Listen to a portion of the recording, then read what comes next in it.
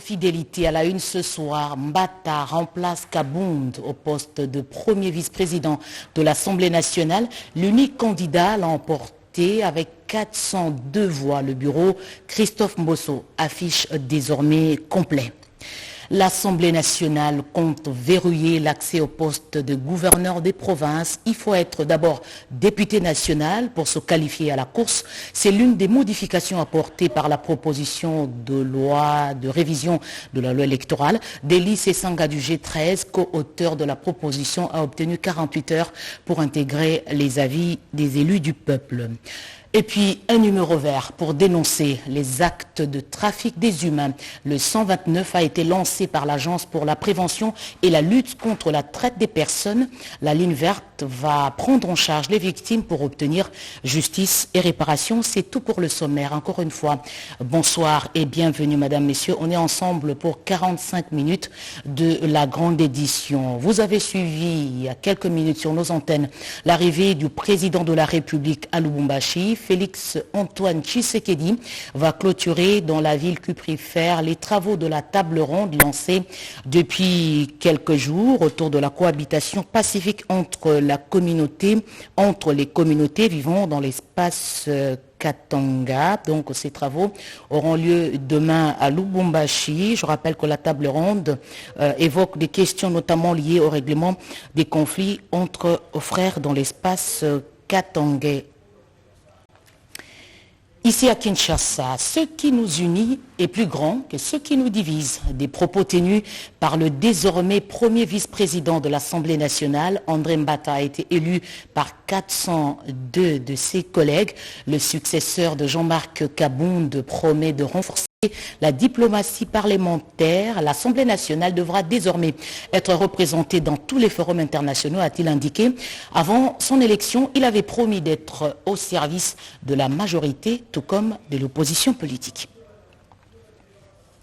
Qui est le nouveau premier vice-président de la Chambre basse? Il a 66 ans. Il est originaire du Kasaï central. André Mbata est professeur de droit constitutionnel. Jusqu'à son élection, il occupait le poste de président de la PAJ. Son portrait est peint par Robert Ndaichi Sensei. André Mbata Betoukoumessou Mangou, né en 1956, c'est le nouveau visage au perchoir du bureau de l'Assemblée nationale dirigé par Christophe Mbosso. Du haut de son 1m67, cet intellectuel rompu et professeur des droits constitutionnels est élu premier vice-président de l'Assemblée nationale ce mercredi 27 avril 2022 par une majorité écrasante. Originaire du Kasaï central, André Mbata Betoukoumessou est marié et père de 4 enfants. Très vite, dans l'ombre de son père, comme tout enfant, André Mbata Betoukoumessou Mangou parcourt des longues distances pour apprendre à lire et à écrire. Dès son jeune âge, André Mbata s'est fait remarquer et apprend à devenir un leader et meneur d'hommes grâce à la bonne éducation reçue de ses parents. Il obtient en 1979 son diplôme d'État au petit séminaire de Kaboué. Nous sommes au Kasaï central et s'arrache très vite à l'affection de ses parents pour poursuivre ses études universitaires. Scientifique rompu, André Mbata Betoukoumessou Mangou s'envole pour l'Afrique du Sud pour poursuivre ses études universitaires. En 2002, il défend avec brio sa thèse à Pretoria à l'Université d'Afrique du Sud et obtient ainsi son titre de docteur en droit constitutionnel. Le désormais premier vice-président de l'Assemblée nationale, André Mbata, a suivi plusieurs formations. Droits humains, gestion des conflits, droit international. Jusqu'à son élection comme premier vice-président de l'Assemblée nationale, le professeur de droit constitutionnel, André Mbata, a été président de la commission politico-administrative et juridique de l'Assemblée nationale, poste qu'il a occupé avec brio jusqu'à son élection comme premier vice-président de l'Assemblée nationale pour les comptes de l'Union pour la démocratie et le progrès social. André Mbata est un homme politique avéré dans l'ombre du sphinx de l'UMT, Etienne Tshisekedi Wamulumba, d'heureuse mémoire. De 2004 à 2006, député national, membre de l'Assemblée nationale de transition, professeur ordinaire depuis février 2013 à la faculté de droit, département des droits publics de l'Université de Kinshasa. À 66 ans, le professeur André Mbata Betoukoumessou traîne derrière lui une longue expérience professionnelle. Il milite depuis plusieurs années à l'Union pour la démocratie et le progrès social. Le nouveau premier vice-président de l'Assemblée nationale, André Mbata Betukume Soumangu, est un chevronné de la politique. Il a suffisamment d'expérience pour gérer ses attributions comme premier vice-président de l'Assemblée nationale. André Mbata, c'est le choix du savoir et de l'expérience. Restons au Palais du Peuple. Un candidat gouverneur doit d'abord être un député national. La Chambre basse du Parlement propose cette modification au mécanisme de vote. Le débat autour de la révision de la loi électorale s'est clôturé hier. Délice Sanga du G13, co-auteur de la proposition, a obtenu 2 jours pour intégrer les avis exprimés au cours des débats. Le quota de la représentativité des femmes sur la liste des électeurs, l'élection des gouverneurs et sénateurs dont la majorité des élus du peuple s'accordent à ce que le mécanisme du scrutin soit modifié. Dans la pratique, que les candidats gouverneurs et sénateurs soient élus par les députés provinciaux et les candidats gouverneurs doivent être avant tout un député national. Autant de préoccupations énumérées par la représentation nationale au débat sur la révision de la loi électorale dont l'économie générale a été présentée jeudi 14 avril dernier par le porte-parole des groupes des 13 Délice Sanga et co-auteur de la proposition de loi modifiant la loi numéro 1/003 du 25 juin 2011 portant organisation des élections présidentielles, législatives, provinciales, urbaines, municipales et locales en RDC. Sous la conduite du président de l'Assemblée nationale, Christophe Bossoko Diapwanga, les co-auteurs de la proposition de loi ont sollicité et obtenu 72 heures pour rencontrer les préoccupations soulevées par leurs collègues avant sa recevabilité. La proposition de loi portant révision de la loi sur l'agriculture adoptée au Sénat, elle aura l'avantage de contribuer à la réduction de la pauvreté et assurer l'autosuffisance alimentaire en RDC, une initiative du sénateur Modeste Bahati. Sandra Nyangiguelor Kimpianga, Denis Kungi, reportage.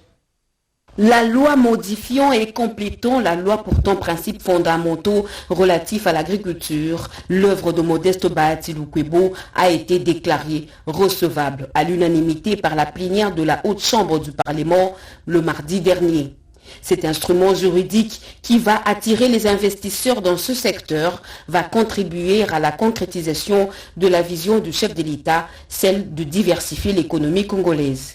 L'initiative de Modeste Bahati Lukwebo est vivement saluée par ses collègues qui estiment que ce texte va contribuer à la réduction de la pauvreté et assurer l'autosuffisance alimentaire. Nous remercions les collègues Modeste Bahati Lukwebo pour son initiative. Je signale que son initiative, en tant que président du Sénat en exercice, auteur d'une proposition de loi, est une première durant les législatures qui se sont succédées au cours de 20 dernières années. Et je remercie encore une fois le président Bahati pour s'être investi, puisque pour ma part, je considère que l'agriculture, c'est l'avenir de demain. Aujourd'hui, on nous parle des bio, parce qu'ils ont pu utiliser les pesticides et consorts. Le Tanganyika est compté parmi le grenier de la République. Mais qu'est-ce que nous ne vivons pas, mon président? Une fois, je me suis rendu compte que dans ma province, on achetait la tomate qui venait de la Tanzanie. On achète, on mange le riz de la Tanzanie. On mange les haricots qui tout provient de la Tanzanie. Et ça nous fait mal. Est-ce que nous, Congolais, nous devions importer les vivres?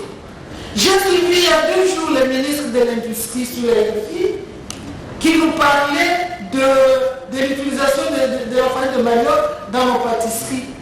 Je ne sais pas où il va trouver cette farine de manioc. Développement de la chaîne de valeur agricole dans certaines provinces, dont le Kwilu et le Kasaï. Ce projet a été lancé à Kinshasa sur financement de la BAD, à la clé l'augmentation et la transformation de revenus, ainsi que l'amélioration de culture. Edith Chalakatala. Avec 80 millions d'hectares de terres arables, les populations qui mendient encore leur pain, les pouvoirs publics doivent des réponses. L'une d'entre ces réponses, c'est ce projet d'appui au développement des chaînes de valeur agricoles, PADCA en sigle, dans les provinces du Kwilu, du Kasaï, du Olomami, du Lomami, du Maniema et de la Chopo, qui a été lancé depuis Kinshasa. Financé par la Banque africaine de développement BAD, qui a affirmé son engagement aux côtés de la République démocratique du Congo pour lutter contre l'insécurité alimentaire, le projet permettra l'amélioration des cultures, la transformation et l'augmentation des revenus pour les agriculteurs de cette partie du pays. Le coordonnateur du PADCA, Christophe Arthur Mampouya Louvangu, explique combien est important le projet. C'est un projet que le gouvernement de la République a mis en place pour aider les populations dans le milieu rural à élever leur niveau de vie à travers les revenus qu'ils vont générer dans le cadre de l'encadrement que le projet va faire autour d'eux sur la filière manioc, maïs, riz et haricots. Mais des ressources qui peuvent aider déjà les populations rurales, surtout les agriculteurs, à pouvoir écouler leur production, les transformer avant et dégager des revenus sur base de ça. Le ministre de l'Agriculture, Désiré Nzinga Birianze, était représenté par Moïse Alain Babokassiro, chargé d'études d'initiatives agricoles, fermes et ONG. Avec l'injection du financement dans ces provinces, le manioc, le riz, le maïs et autres cultures concernées vont connaître un âge d'or et nourrir les populations de la République démocratique du Congo. Suppression des barrières illégales en RDC, le vice-premier ministre de l'Intérieur est arrivé à Kasumbalesa. Les bandits à main armée opèrent dans ce coin du pays. Daniel Asselo a été mis au parfum au cours d'une réunion de sécurité tenue à la mairie. José Baïtombo. La nécessité d'une paix sociale et l'interdiction formelle des barrières illégales à travers le pays ont fait l'objet de la deuxième itinérance du vice-premier ministre de l'Intérieur et Sécurité en séjour dans le Haut-Katanga, à Kasumbalesa, ville située à 90 km de Lubumbashi. Daniel Asselo Kitowakoy a été chaleureusement reçu par le maire de la ville et par tout le corps du Conseil de sécurité locale.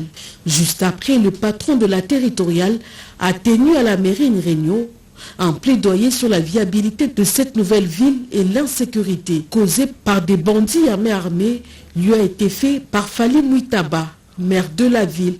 Des préoccupations qui ont retenu la ferme détermination du vice-premier ministre de l'Intérieur et Sécurité. Daniel Asselo a martelé sur la nécessité d'une paix sociale tout en interpellant d'autres membres du Conseil de sécurité locale à la problématique de barrières illégales. Qu'il n'est pas acceptable que les pauvres citoyens congolais puissent souffrir à l'intérieur de leur propre territoire lorsqu'ils se sentent dans le besoin de pouvoir faire des mouvements, quitter un lieu, aller à un autre. C'est même un droit constitutionnel. Cette situation-là n'est pas acceptable, ça doit s'arrêter. S'en est suivi la visite du nouveau bâtiment qui va bientôt abriter la mairie de Kasumbalesa, pour terminer par une brève entrevue avec les membres de partis politiques de l'Union sacrée. L'objectif est de sensibiliser sur la nécessité d'une bonne collaboration entre Congolais, seul moyen de garantir la paix et le développement du pays. Processus électoral, actualisation de la cartographie des données électorales. La CENI poursuit cette opération et pour la supervision sur le terrain, Denis Kadima, président de la centrale électorale, est arrivé à Goma, au Nord Kivu. Tétis Samba. En partance pour Bukavu, le président de la Commission électorale nationale indépendante, Denis Kadima Kazadi, a quitté ce mercredi 27 avril 2022 Kinshasa, la capitale, pour un vol régulier de la CAA pour la ville de Goma, de la province du Nord Kivu, à l'est de la République démocratique du Congo, actuellement sous état de siège. Accueilli au bas de la passerelle par des membres de la plénière, le CEP ainsi que les agents du secrétariat exécutif provincial. Devant un parterre de journalistes, Denis Kadima Kazadi s'est exprimé en ces termes. Je veux juste avoir quelques informations sur le processus d'actualisation de la cartographie opérationnelle. Et une fois que ça est fait, je vais à Bukavu faire un travail similaire. Je dois dire que c'est ma première sortie depuis que je suis à la tête de la CENI. J'ai été tout le temps à Kinshasa. J'ai choisi l'Est comme mon point de départ. Donc ça doit vous donner un message. C'est que nous accordons beaucoup d'importance à ce qui se passe ici. Soyez rassurés que nous travaillons d'arrache-pied pour qu'il y ait des élections en 2023. Après une pause au salon d'honneur de l'aéroport international de Goma, le président de la CENI s'est entretenu avec quelques notabilités du coin. Ensuite, La délégation a pris la direction du port de Goma, d'où il a emprunté la voie maritime pour entamer la deuxième étape de sa mission, qui est la province sœur de Bukavu. Le relooking de la RTNC touche aussi le design des gilets des reporters. La marque Bérec Couture vient de signer un partenariat avec la télévision nationale, une façon de mettre la créativité congolaise au service de la télévision publique. Nos reporters Yolande Voka et Didier Amissi ont visité les ateliers de cette maison. Désormais, la promotion de l'entrepreneuriat congolais vient de se doter d'une autre voie, qui n'est autre que le produit du partenariat entre la RTNC et l'Université panafricaine du Congo. Pour ce faire, désormais, agents et cadres de la RTNC pourront s'habiller en marque Bérec Couture, une main-d'œuvre qualifiée. Aujourd'hui, nous devons développer notre pays par notre propre force, par nos propres moyens. C'est dans cela que nous accompagnons la vision du président de la République d'aider les Congolais, d'investir sur place, de produire sur place et de consommer aussi congolais. La fonction de l'Université panafricaine du Congo, les désormais habilleurs permanents du personnel de la RTNC, par sa faculté de la formation professionnelle et de contribuer à la création et au développement de l'entrepreneuriat congolais. Le choix de la RTNC, déjà, la RTNC, comme on le dit toujours, c'est l'église au milieu du village. Et donc, étant donné que l'Université panafricaine est une institution qui forme tous les enfants de la République démocratique du Congo sans discrimination, sans distinction, et l'université accueille même d'autres étudiants venus des pays africains. Alors, on a voulu associer, on a voulu nous rapprocher à la télévision nationale, qui est ce grand tam-tam d'Afrique, de manière à ce que tout ce que nous faisons, que ça ne soit pas pour nous-mêmes, mais pour que le monde entier puisse comprendre, puisse découvrir que non, au Congo, il y a des grandes choses, il y a des bonnes choses qui se font, non pas par les étrangers, mais par les fils même de cet grand et beau pays. Le directeur général de la RTNC, Robert Bunga Belidé, est de ceux parmi les responsables qui invitent et encouragent les Congolais à consommer local. Amélioration de la gouvernance des ressources naturelles en RDC. Les acteurs du secteur forestier étaient en atelier pour comprendre le processus de traçabilité de ressources pour atteindre l'amélioration des vies des communautés congolaises. Une mission assignée à l'ITIE, Peggy Mukunda. Avoir la bonne conscience et la bonne volonté pour que la gouvernance de nos ressources naturelles s'améliore. Appel du secrétaire général du ministère de l'Environnement et Développement durable, Benjamin Touarembe, aux acteurs du secteur forestier. Ces derniers étaient à l'école du savoir au cours d'un atelier de sensibilisation et d'échange avec les comités exécutifs de l'ITIE. L'ITIE, comme il vise la traçabilité et la bonne gouvernance, et si nos consciences et nos volontés marchent dans cet objectif, je pense que ça fera quelque chose de bon. Ces deux expressions nous aident à faire avancer dans l'amélioration des conditions de vie des populations.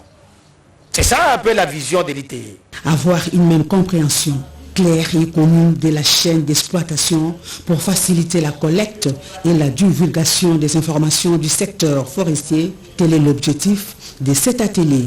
Les parties prenantes, ils réfléchissent autrement. Ils disent que pourquoi nous ne pouvons pas intégrer ce secteur et analyser le contexte qui fait que les recettes sont faibles.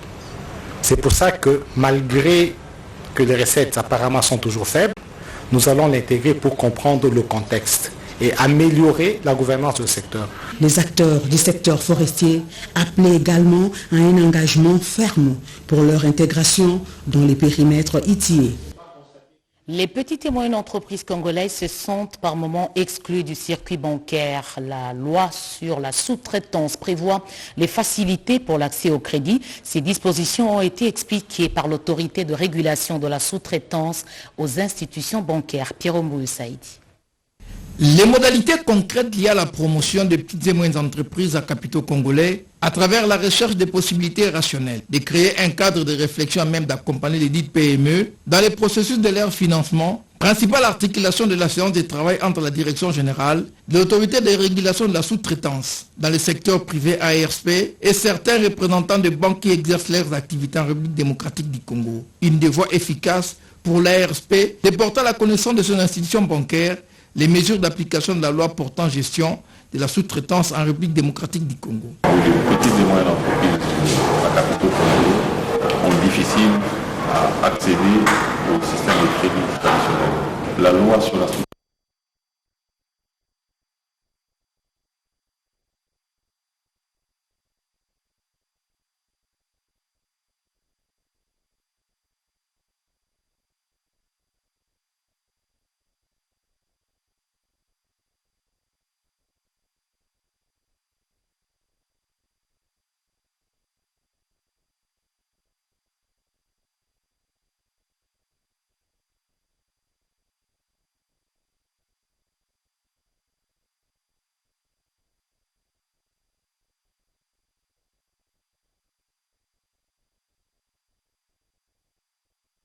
Par le biais de cette structure de travail, la direction générale de l'ARSP martèle sa ferme volonté de voir appliquer les FOGEC, entendant les fonds de garantie de l'entrepreneuriat au Congo, qui est alimenté par une quotité provenant du prélèvement opéré par l'ARSP sur tout le marché de la sous-traitance en République démocratique du Congo.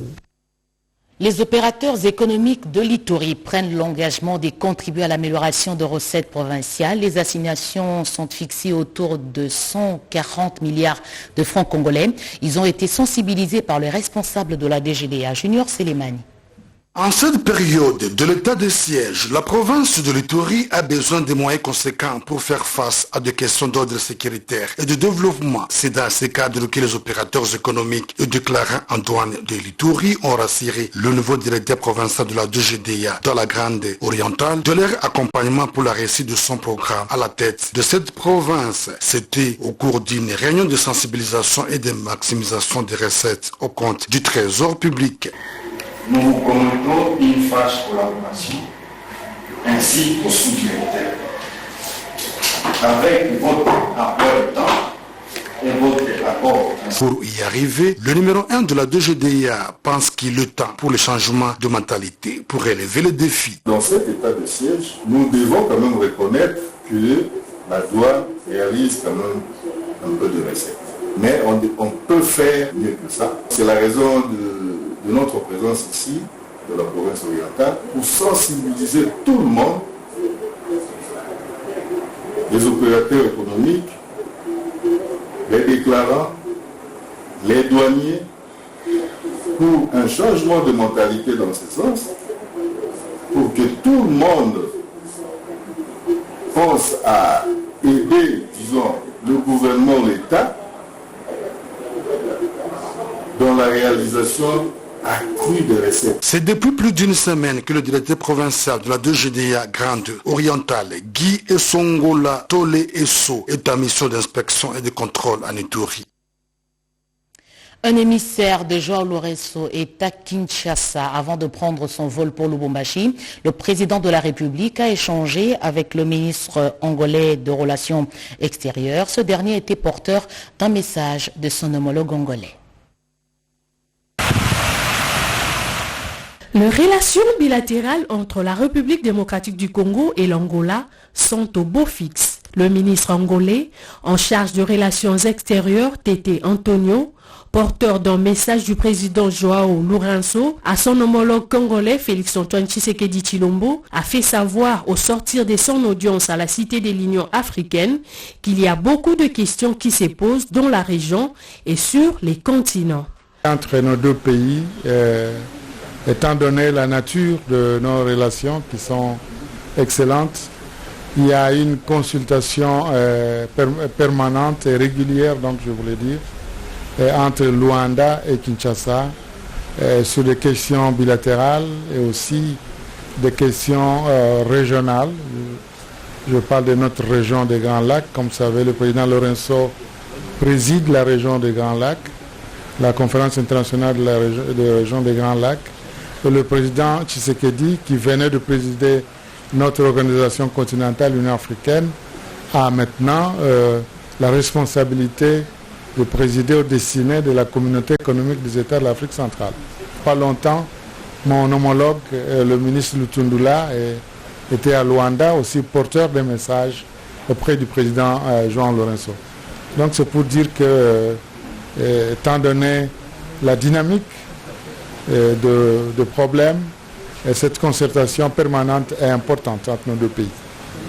L'émissaire du président angolais, qui n'a pas voulu révéler les contenus du message, a toutefois annoncé la tenue pour très bientôt dans la capitale congolaise d'une réunion du Conseil de paix et de sécurité de la CEAC, à laquelle les présidents de pays membres prendront part. Les femmes congolaises font une veillée d'armes autour de la révision de la loi électorale. Elles ont remis à la ministre du Genre, Gisèle Ndaïa, un document reprenant les propositions pour augmenter la représentativité de leurs congénères sur les listes électorales. Cédric Keninambo. Les associations féminines font front commun au sujet de la proposition de loi portant organisation des élections présidentielles, législatives, provinciales, urbaines, municipales et locales. En chœur, les femmes leaders de la société civile, à travers cet atelier d'harmonisation de points de vue dont les travaux ont été lancés par la ministre du Genre, Enfants et Familles, Gisèle Ndaïa, ont réfléchi sur l'élaboration d'un document unique à soumettre aux élus et sénateurs, document qui reprend toutes les propositions pour une participation plus active des femmes dans les instances de prise de décision, surtout par mandat électif. En tant que femme, c'est une question qui est très importante pour nous et qui nous préoccupe. Du temps où on a parlé de la parité, de la représentation de la femme, et aujourd'hui il y a des réformes qu'on doit apporter par rapport à ça. Donc c'est une question qui est très préoccupante pour toutes les femmes leaders, pour qu'aujourd'hui on apporte les différentes réformes, on apporte des amendements sur tout ce que nous avons fait, chacune dans son coin, et ensemble sous le guide du ministère du Genre, Famille et Enfants. Cet atelier a bénéficié du concours technique de l'ONU Femmes, mais aussi la participation des structures féminines telles que DINAFEC, CAFCO, Sofepadi, Rien sans les femmes et CONADEF. Les huissiers de justice à l'école du savoir, ils vont se familiariser avec les principes et les lois OHADA, un séminaire international, s'est ouvert aujourd'hui à Kinshasa avec l'appui de l'Union européenne. Joseph Oscar Mbaldien Balaka. Cette session de formation des huissiers de justice de la République démocratique du Congo à Kinshasa, ouverte par le vice-ministre de la Justice, Amato Baïbasiré, a débuté par les rappels de l'acte d'adhésion de la RDC à l'OHADA en 2012 à travers le traité qui a été ratifié à cet effet. Par cet acte d'adhésion, la République démocratique du Congo a rejoint les 16 autres États partis au dit traité et bénéficie désormais d'un nouveau cadre juridique qui répond aux attentes des acteurs du monde des affaires de l'espace OHADA. C'est dans cette optique qu'il faut placer cette session de formation, a déclaré le vice-ministre Amato Baïbasiré. En effet, pour atteindre son objectif d'harmonisation du droit des affaires dans les États partis, l'article 10 du traité fondateur de l'organisation pose sans aucune ambiguïté le principe de la supranationalité des actes uniformes de leur portée abrogatoire sur le droit interne des États partis.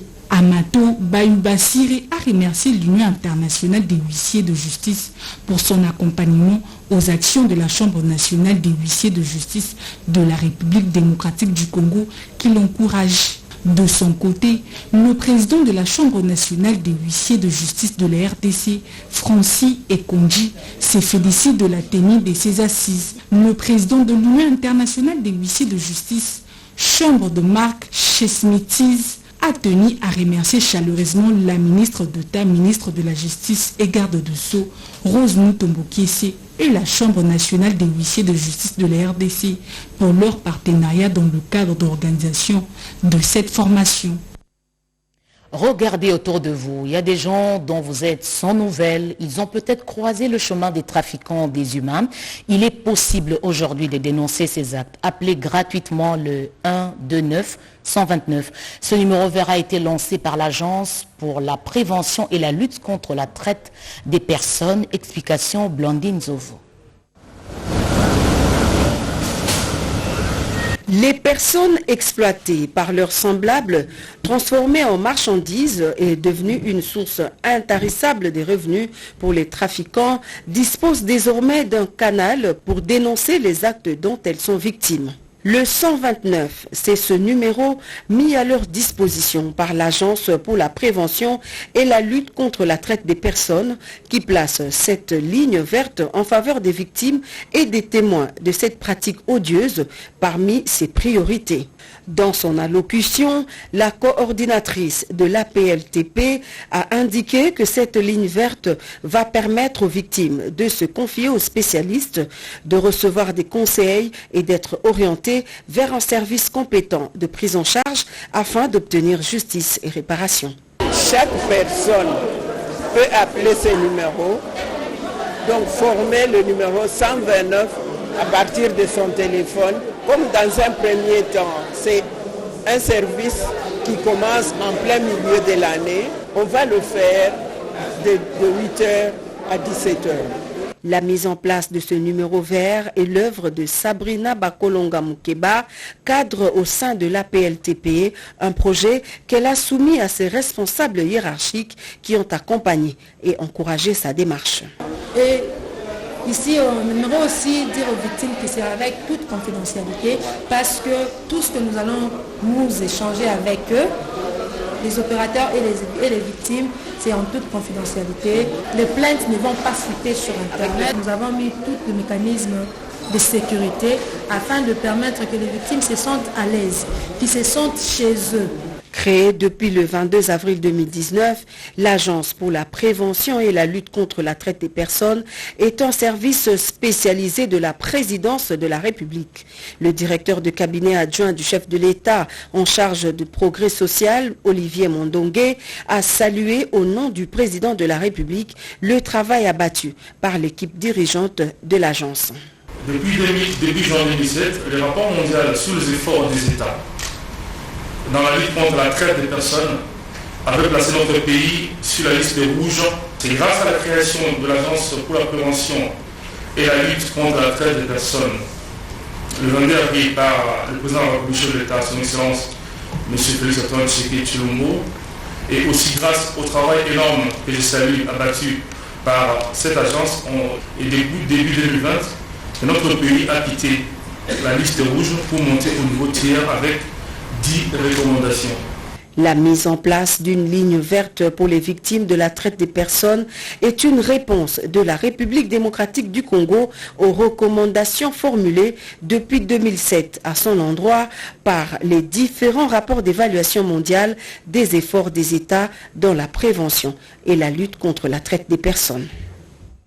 Il y a quelques semaines, le monde de l'athlétisme congolais avait perdu un de ses anciens présidents pour reconforter son épouse. La veuve Kassalou a reçu la visite d'une délégation des athlètes congolais venus de la diaspora. La diaspora congolaise s'active pour apporter un plus à la nation dans tous les domaines.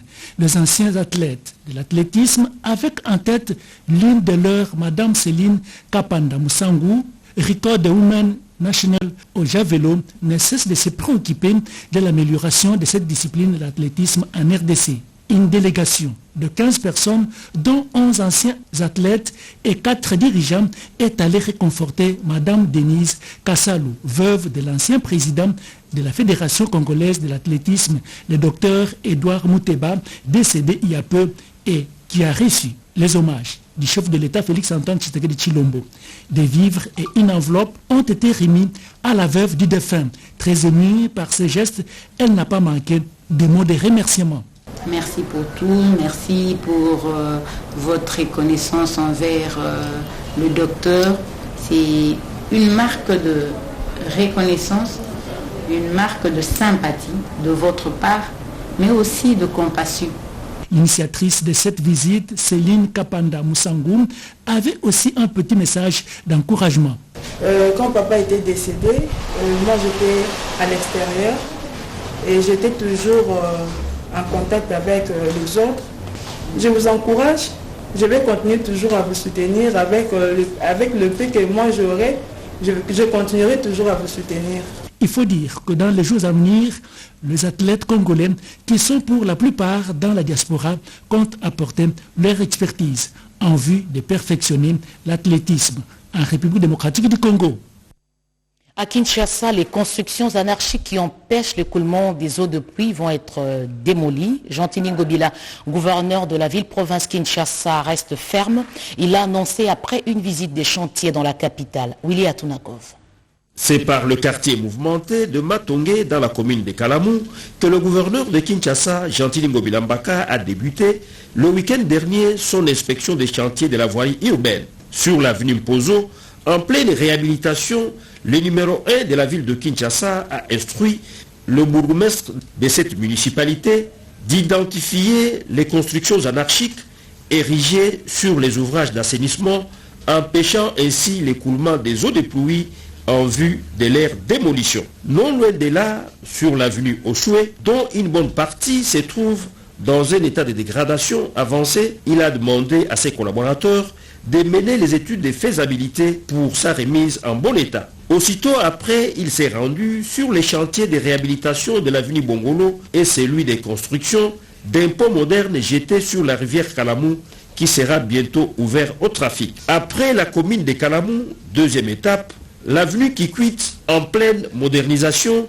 une grande première de son histoire, longue de 3,5 km, reliant la Fikine à l'avenue des Libérations ex-24 novembre à Bandalungwa, en passant par les communes de Limete, Lemba, Ngaba, Makala et Ngiringiri. Si du côté Ngaba, les travaux exécutés par l'entreprise Adi Construct avancent normalement, à Makala par contre, l'expropriation s'impose pour l'élargissement de cette artère principale. Le chef de l'exécutif provincial quinois a bouclé sa ronde par les chantiers de la 6e rue Limete, résidentielle, où il s'est imprégné du bon déroulement des travaux d'aménagement et d'embellissement par la verdure de cette emprise publique. Direction Nairobi, rideau sur les travaux qui mettaient autour d'une table depuis quelques jours les groupes armés locaux de la République démocratique du Congo. Avant la fin des travaux, les deux présidents Félix-Antoine Tshisekedi Tshilombo de la RDC et Uhuru Kenyatta du Kenya se sont exprimés à l'assistance par visioconférence.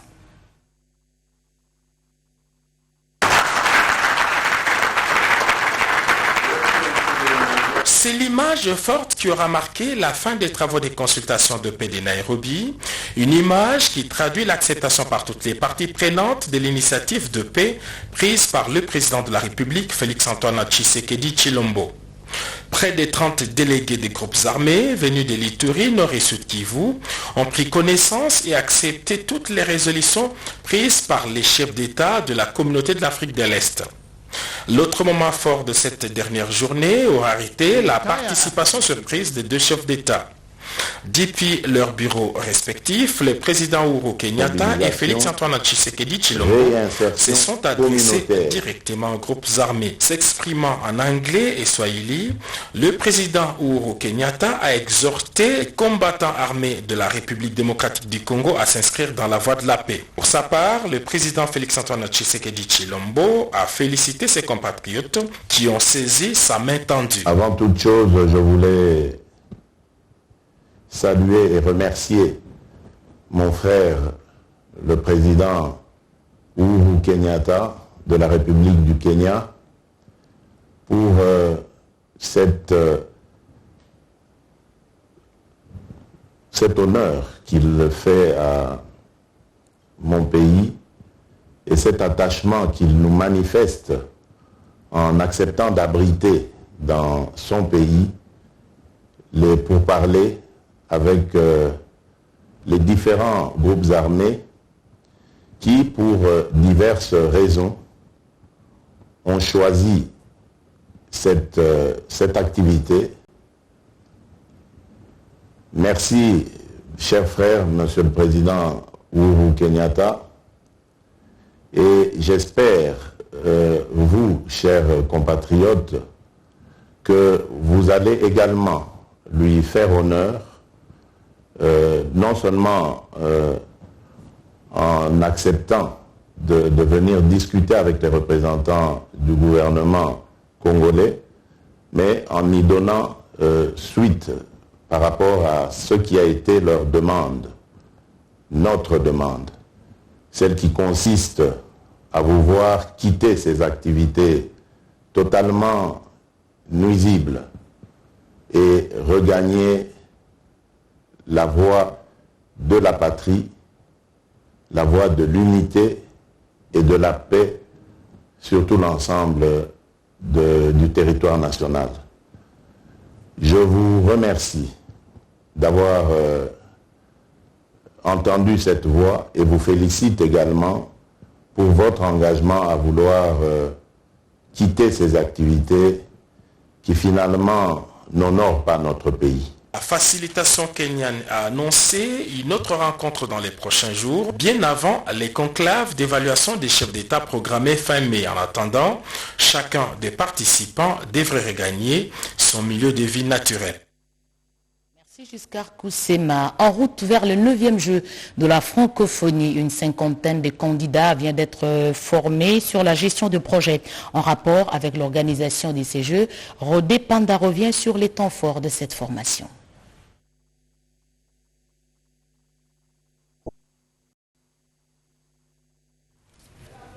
Voilà, nous sommes à Kinshasa pour évoquer cette formation qui a renforcé les capacités d'une cinquantaine de personnes autour de la gestion du projet en rapport avec l'organisation des 9e Jeux de la francophonie à Kinshasa. Rodé Panda revient sur les temps forts de cette formation tenue dans la capitale. La République démocratique du Congo, à travers le 9e Jeu de la francophonie, est dans l'obligation de gagner les paris de ces grands événements mondiaux. Cela va de sa bonne image sur le plan international. Certes, les infrastructures restent la priorité, mais le succès de ce 9e jeu de la francophonie repose sur un travail efficient et de qualité avec la compétence du personnel de cette structure. Plus de 50 candidats, presque la quasi-totalité du personnel ont suivi pendant une semaine une formation sur la gestion des projets de ce 9e jeu avec 13 départements et commissions. Ils ont la lourde responsabilité, chacun en ce qui les concerne, de donner le meilleur de lui-même dans son service. Fin de cette formation, une cérémonie a été organisée au siège du 9e jeu de la francophonie pour la remise des brevets aux participants. Le directeur national du 9e jeu de la francophonie, Isidore Kwanjangembo, a présidé la cérémonie et félicité le participant. C'était aussi l'occasion pour Isidore Kwanjan de souligner à l'attention de tous que l'organisation du 9e jeu de la francophonie revêt non seulement une dimension diplomatique importante telle que réalisée par le chef de l'État Félix Antoine Tshisekedi Tshilombo, mais aussi les avantages socio-économiques et culturels, sans oublier les bénéfices en termes d'infrastructures sportives et la qualité des athlètes. La contribution de tous doit être caractérisée par le patriotisme, a-t-il martelé. Et en acceptant d'organiser cet événement ici en RDC, ça rentre toujours dans le même cadre de remettre notre pays sur la scène internationale dans tous les domaines. Vous tous qui aujourd'hui avez obtenu vos attestations, vous devez comprendre que vous avez une lourde responsabilité et de rehausser l'image de notre pays comme le fait notre président de la République. Pour rappel, les 9e Jeux de la francophonie sont prévus du 28 juillet au 6 août 2023. Politique au Lualaba, les jeunes membres du parti présidentiel, l'Union pour la démocratie et le progrès social UDPS, vivant dans les secteurs de Kazembe, ont été sensibilisés sur les enjeux politiques du moment. De l'Union pour la démocratie et le progrès social qui a vécu le dimanche 24 avril dans le secteur Kazembe. Un événement de taille basé sur la sensibilisation des membres de ce parti politique. Bien des thématiques l'ont caractérisé. C'est notamment le leadership féminin qui a été présenté par Madame Bibish Kainda. Elle a recommandé aux femmes de l'UDPS secteur Kazembe de ne pas rester oisives, plutôt de contribuer à l'élan de ce parti politique dans cette partie de la province du Lualaba. La thématique civisme a été quant à elle développée par Maître Dominique Mupemba. Il est revenu sur l'amour de la patrie qui devra marcher de pair avec l'amour du prochain. Le chef des cellules Kazembe, Dieudonné Lessa, revient sur l'essentiel de cette activité. En tout cas, c'est dans le cadre de la sensibilisation. Nous devons quand même sensibiliser notre base.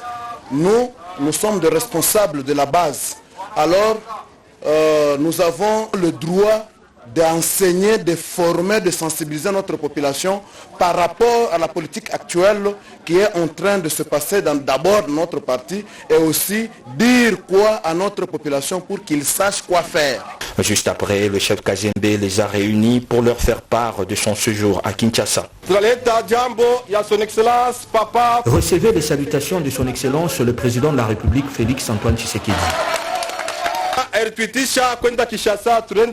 Il nous a appelés, nous chefs coutumiers à Kinshasa. Il nous a dit de vous recommander à cultiver la paix et non le tribalisme. Ça c'est la terre de Kazembe avec des minerais et un grand marché. Tout celui qui veut travailler est le bienvenu.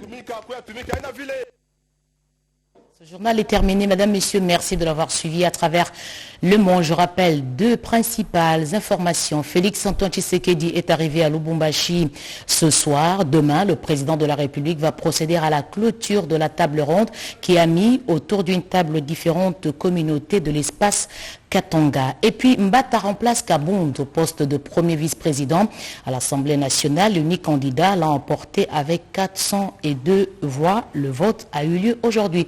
Restez avec nous. Demain 20h, Sandra Nyangitaba.